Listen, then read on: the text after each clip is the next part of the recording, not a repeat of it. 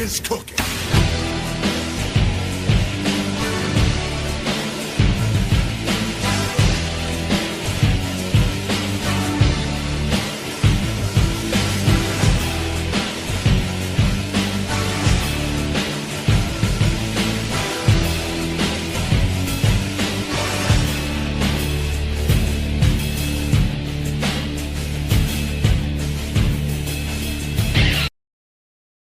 Voices in my head, they counsel me, they understand, they talk to me.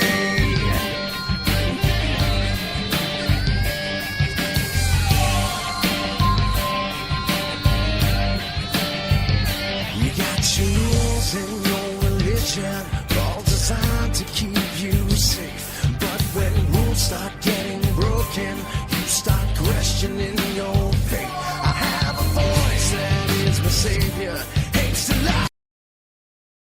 Hello ladies and gentlemen, and welcome to a very busy edition of the WWE Wrestling Talk Show, where we will bring you 2 in 1. Yes, in one. I am Mr. Rock Jones, joined as always by,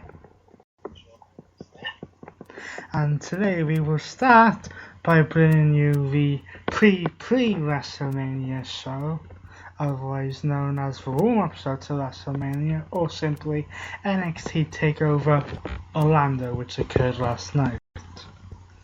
Yeah. The show featured 5 matches, and it started off with a 8-person mixed tag team match, which saw Sanity, which is anything but, in the team of Eric Young, Alexander Wolf, and Killian Jane, otherwise known as Big Damo, and Nikki Cross, taking on the team of the Perfect 10, Ty Dillinger,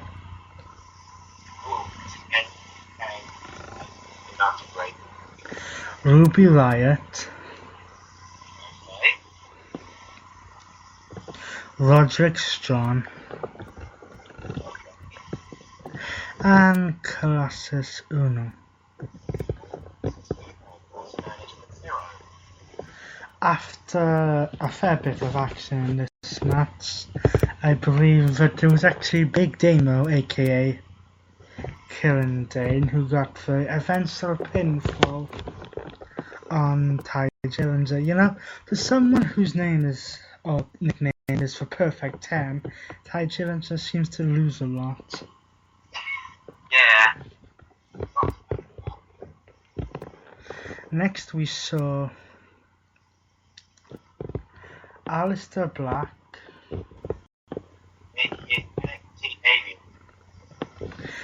taking on Andre Kin Alams in what was a quick 9-minute type match, which of course ended with Aleister Black picking up a victory, because it's very rare that you see someone yeah. Next we saw what was probably the match of the night, with the triple threat elimination tag team match for the NXT Tag Team Championships, the first of 3 championships we would see with 3 new designs.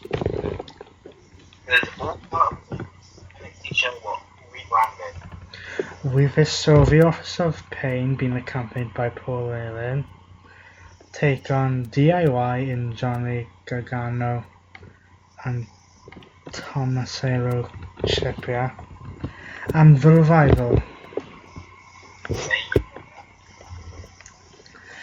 The first team to be eliminated in this epic match was DIY, pinned after the last chapter, convenient that it was probably their last chapter as number one contenders to the tag team championships. Really clever. And then Scott Dawson was pinned after a super collider by Akeem from the Office of Pain, making the Office of Pain win the match and retain the NXT Tag Team Championships. Next we saw the undefeated Asuka defend the NXT Women's Championship against Ember Moon, and this was probably the first big test that Asuka's had since becoming Women's Champion, and 1 year ago to the day defeated Bayley by technical knockout to become champion. But Ember Moon is athletic, strong, has everything I would say the modern day women's wrestler needs to be champion. But unfortunately could not get it done on this occasion, when for the first time Asuka had to resort to some questionable tactics to attain the championship. We do mean questionable. By pushing the referee into the ropes.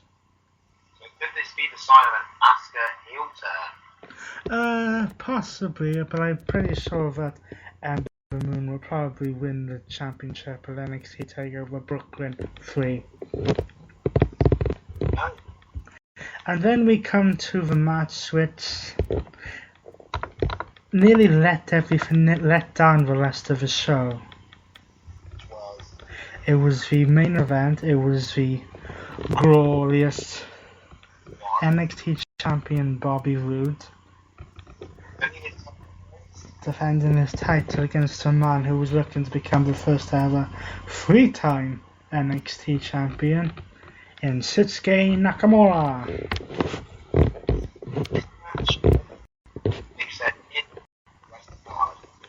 It had its moments, but it was probably on a little too long, with a few spots and not enough storytelling throughout. I mean, anyone who watched the match at NXT TakeOver Toronto will know that the story was that Nakamura injured his knee. Yes, right.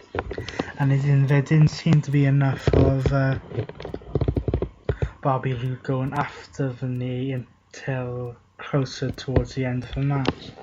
But after a tornado glorious TDT, Ouch.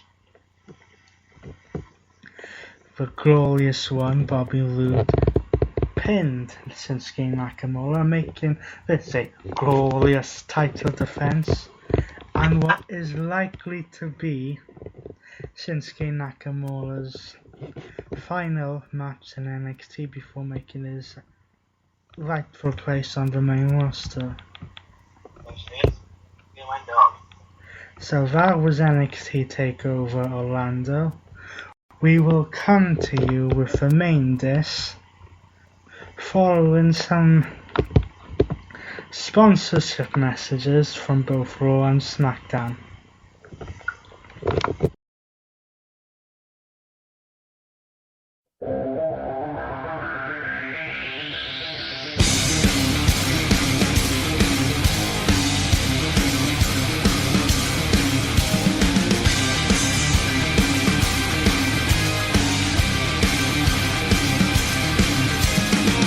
Listen up, there's not a moment to spare.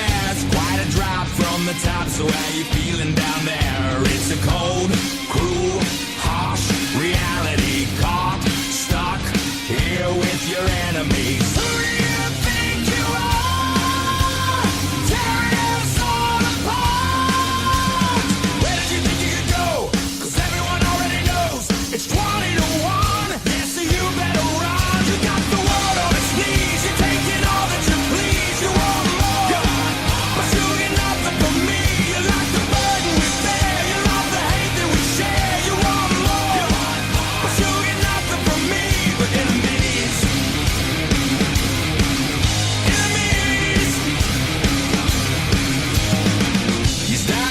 feeling that you just couldn't stop. You turn the ones that you love into the angriest mob. And the one last wish is that you pay for it. And there's no way you're getting out of this. Who do you think you are? Tearing us all apart.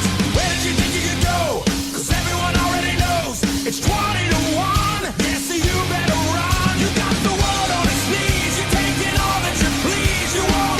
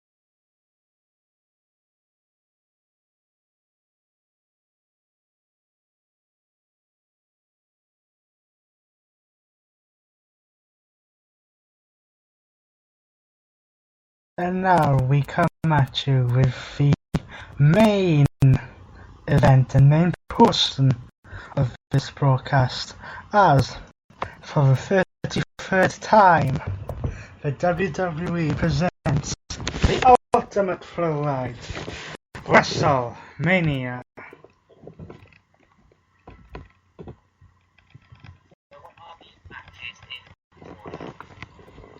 Well, we've got 13 matches in total to go through, so we'll jump straight back into it with the Cruiserweight Championship match, which will take place on the pre-show.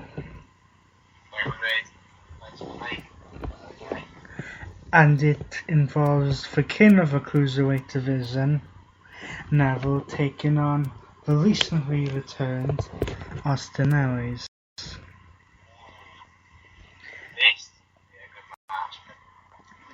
This match was built after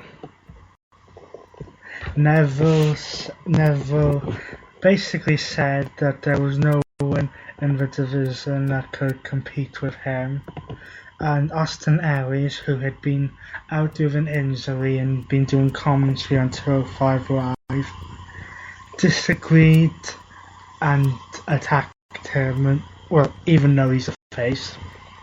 Yes. And basically put himself back onto the roster and onto 205 Live. There was then a fatal 5-way elimination match scheduled between TJ Perkins, Tony Nese, Akira Tozawa, Brian Kendrick and Austin Aries to decide who would take the spot to face Austin Aries at Wrestlemania. Obviously that match was won by Austin Aries.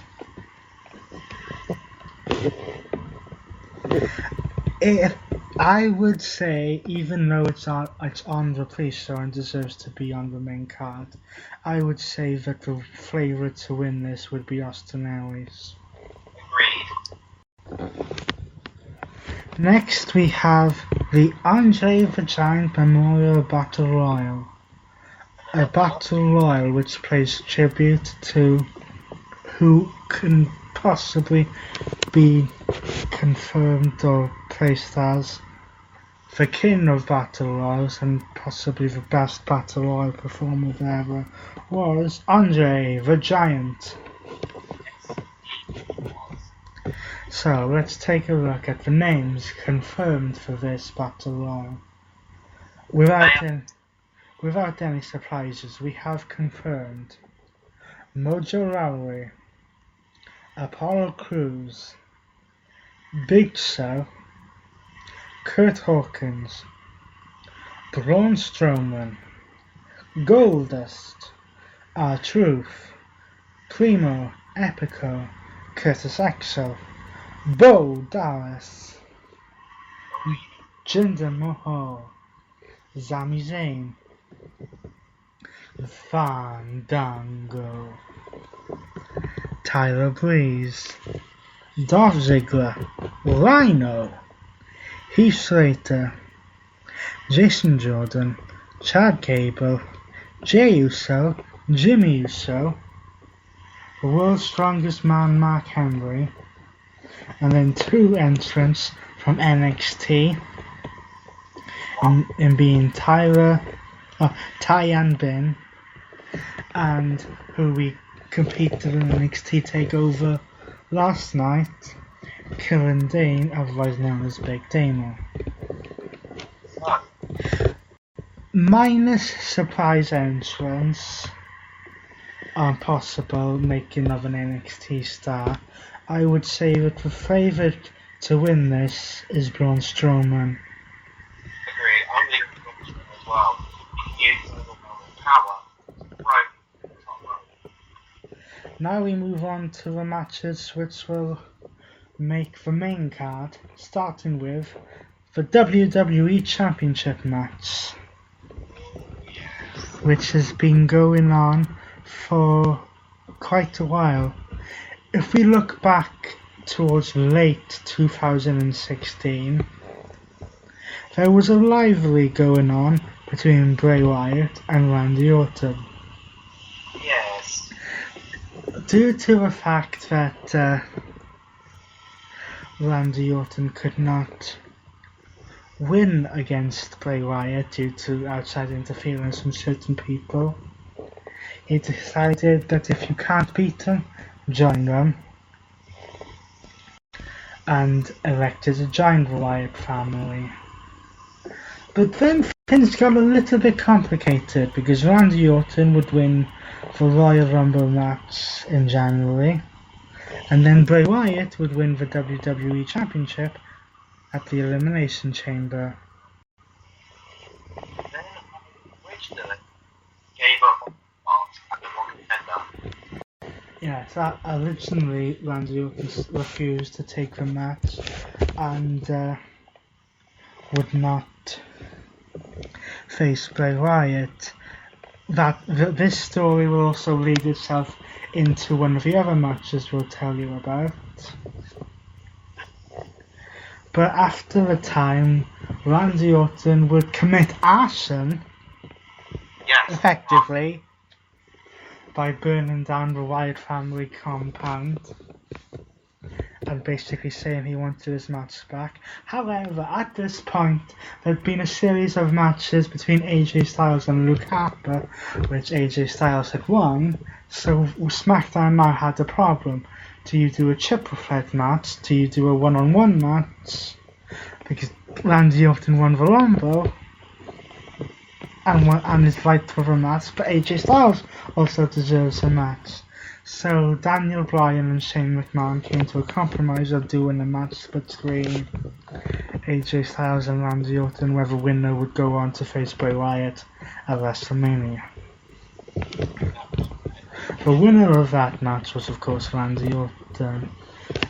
And statistics do not favour Randy Orton in this match, because 4 times Randy Orton has gone into WWE or World Heavyweight Championship matches at WrestleMania. He has only won once, however that was 9 years ago, when the last time the WrestleMania came from the Camping World Stadium of the Citrus Bowl in Orlando.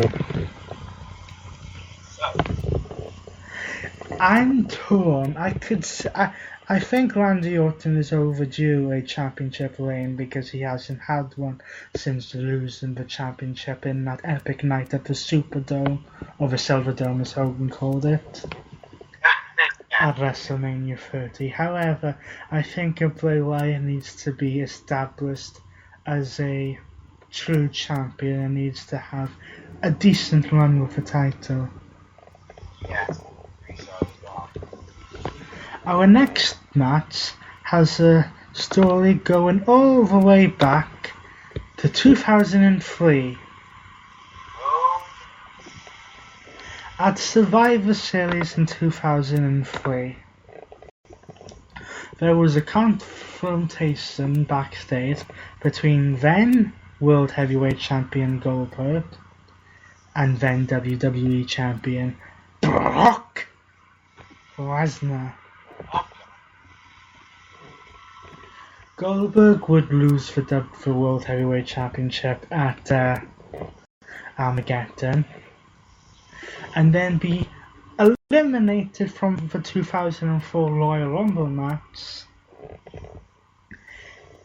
with a little help from, distraction from Brock Lesnar. Goldberg would then cost Lesnar the WWE Championship to the late great Eddie Guerrero.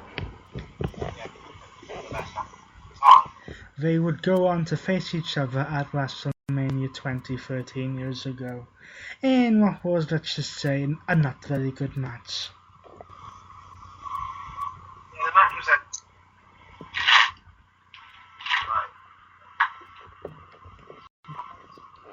It was not very good. Fast forward 12 years, fast forward to Survivor Series,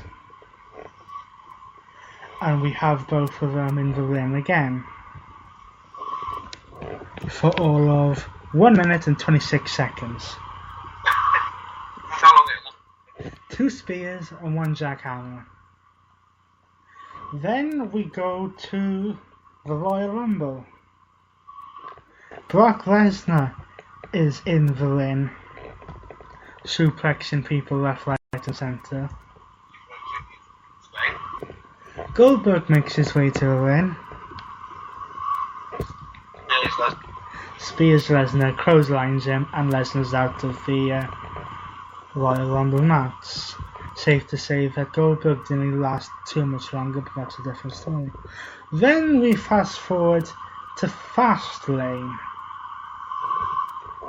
The match had already been made between Goldberg and Brock Lesnar for WrestleMania because a challenge had been laid down. However, Goldberg was also the #1 contender for the Universal Championship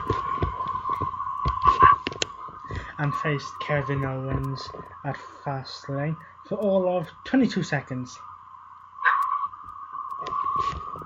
now, the Mania now And as much as it pains me to say it, I do not see how Goldberg will win this match. For the whole way this story's been going, and the fact that his contract is up after WrestleMania, or his current one, I see Brock Lesnar winning this match. The next match we have for you, following the Goldberg Lesnar one, features the battle of whose yard it truly is. It's Roman Reigns versus The Undertaker in a story that hasn't got too much behind it, other than the fact that Roman Reigns, who already competed early in the night, eliminated The Undertaker from the Royal Rumble match, and there was a stare down with the Wrestlemania sign in the background. Then the night after Fastlane, when Braun Strowman called out Roman Reigns following their matchup, they got The Undertaker's gone, and The Undertaker appears in the ring. Strowman leaves, and then Roman Reigns comes out and basically says, he wasn't calling you out, he was calling me out, and with all due respect, this is my yard now. Well, we've got some news for you, Roman. This is The Undertaker's yard until he chooses to leave it.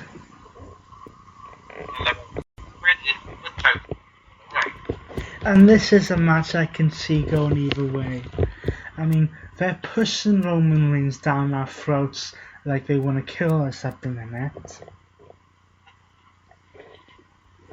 But I can't see losing to The Undertaker at WrestleMania necessarily being a bad thing, especially if the rumours of it being The Undertaker's last WrestleMania are true.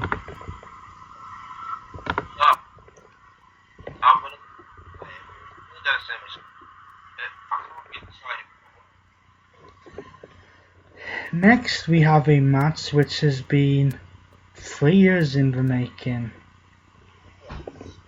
It is a non-sanctioned match when Seth Rollins, the Architect, takes on Triple H in a battle of the Pedigree versus the Pedigree. That's odd. This match has been 3 years in the making since Seth Rollins turned his back on the Shield, joined the Authority, became the WWE Champion, only for it to be stripped away from him due to the knee injury, and then basically be turned down by Triple H in the Universal Championship Fatal 4-Way match and be pedigreed, which allowed Kevin Owens to win the championship. Seth Rollins has been wanting to literally kill Triple H. There was some doubt whether this match would happen because Samoa Joe made his debut on Raw and has basically become like the enforcer, no relation to Al Anderson, to Triple H, and re-injured, I should say, his knee in what was in some ways a genius way to play out the story.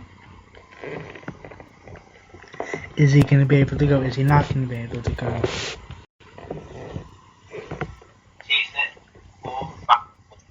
But the only way that Triple H would accept this match is if it was made a non-sanctioned match and that the WWE would hold no responsibility to any injuries occurred. For our next match, we have to reference back to what we were saying about the Randy Orton Bray Wyatt match, because it evolved to AJ Styles becoming frustrated, and this also started with the creation of the Elimination Chamber match again, and it resulted with AJ Styles attacking SmackDown Commissioner Shane McMahon, in which Shane McMahon basically responded. He's been saying he doesn't have an opponent for WrestleMania. He does now.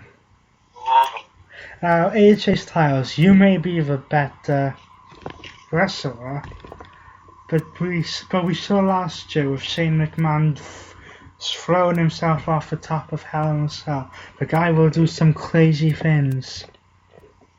Hello? What's up? Next, we have a... Okay. Okay, mate.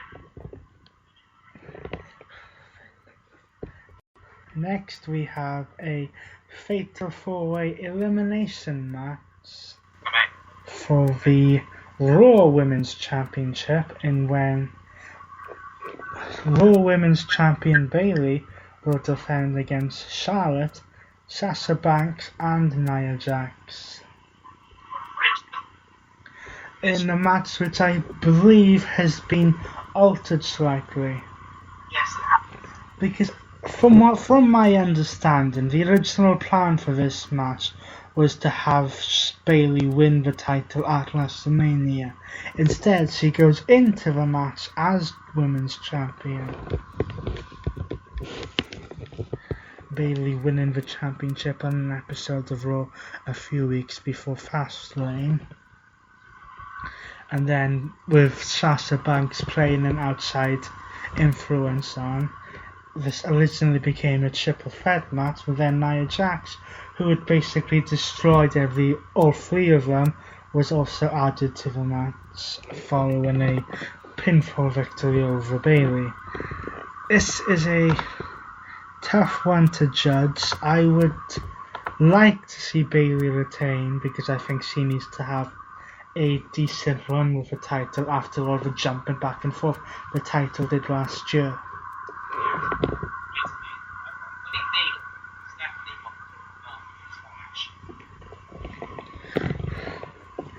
For the next match, we do reference back again to the Kevin Owens vs Goldberg match at Fastlane, and the reason that it was 22 seconds was because of one Chris Jericho. Yes. Following an attack at the Fellowship of Festival of Friendship, when Jericho tried to divulge his undying friendship to Kevin Owens. Kevin Owens attacked him, saying that he was never his friend, he just used him to keep the Universal Championship. Jericho's music would play as a distraction to Fastlane, and now would result to the two of them squaring off in a United States Championship match of WrestleMania.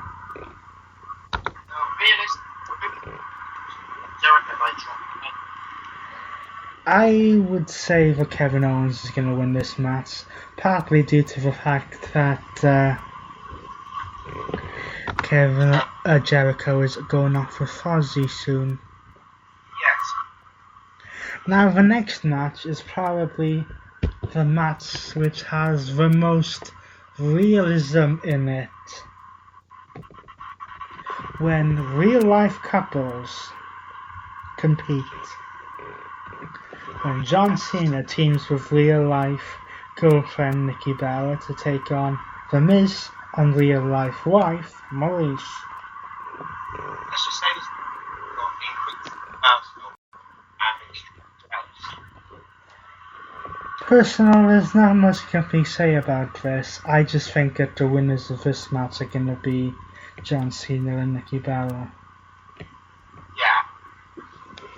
Our next match is the Intercontinental Championship match between two-time champion Dean Ambrose and Baron Corbin. Now this is going to be interesting because the Intercontinental Championship has not been successfully defended in a one-on-one match since WrestleMania 17. Baron Corbin is just out of control, almost monster type person, since winning last year's Andre the Giant Battle Royal, and this whole thing started when Dean Ambrose was responsible for Baron Corbin being eliminated from the Elimination Chamber match. I would like to see Dean retain, but I can also see Baron Corbin winning.